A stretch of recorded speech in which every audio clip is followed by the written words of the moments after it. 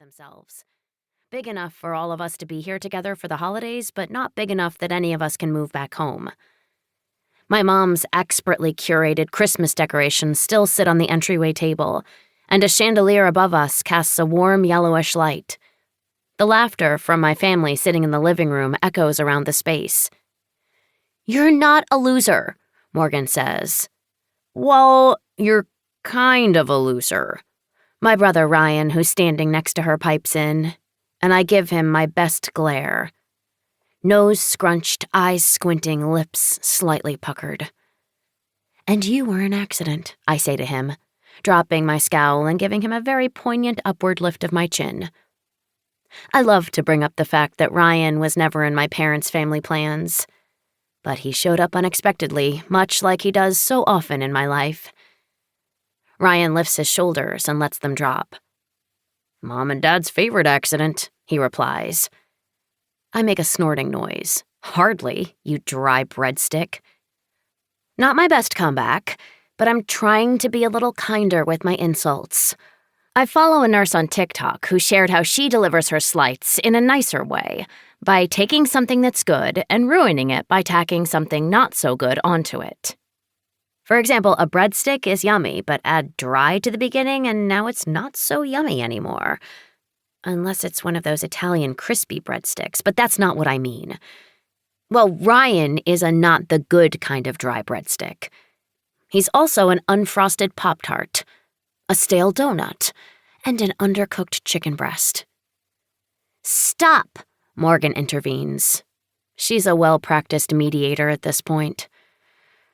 Ryan may annoy me, as younger brothers often do, but he's not totally wrong here. I am a bit of a loser. It's New Year's Eve, my 29th one to be exact. And I've never, not once, had someone to kiss at midnight to ring in the new year. At 29, I've barely even kissed someone, period. I thought I might get a decent one from Mason, the New Year's Eve date ditcher, 5 years ago? It's all a big blur. But there was obviously no smooching happening that night. I wasn't totally honest when I messaged Gotham Guardian 5. I did have a date tonight. 2 of them, in fact. But it was my 5-year-old niece, Millie, and my 3-year-old nephew, Caden, so they don't really count. Plus, they've already gone to bed, leaving me all by myself. Now it's just me, surrounded by family. Both of my parents, my oldest brother Kyle and his wife Carrie, Millie and Caden's parents, my next oldest brother Derek and his wife Lauren, and my baby brother Ryan with his new fiancée, Morgan. Yes, Morgan, my best friend, got engaged to my brother 1 week ago on Christmas Day.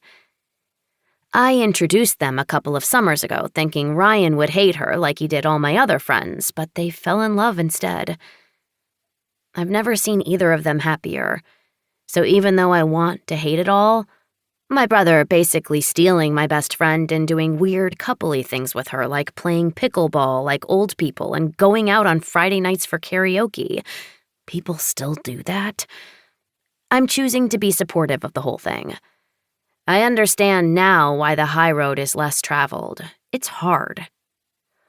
So anyway, here we are, 2 hours before midnight, and everyone here has a someone. Everyone except me, that is. "Just let me go home," I say, finally wrenching my arm out of Morgan's grip. She drops her hand and pushes her shoulders back. "If you stay, I'll kiss you at midnight instead of Ryan." "What?" Ryan says, giving his betrothed the same scrunched face I just gave him, but not quite as good as mine. We may have the same dark blonde hair and hazel eyes. At 1 year apart, people often ask if we're twins, but I am clearly the better scowler. "With tongue," she adds, giving me 2 succinct eyebrow lifts, a playful smile on her lips. My gosh, if her middle school students could see Miss Holman right now. I scrunch my nose. As tempting as it sounds, I'll have to pass. Ryan makes a gagging sound. Thank goodness for that. "So what? You're just going to go home and sleep?" Morgan asks, throwing her hands up in the air.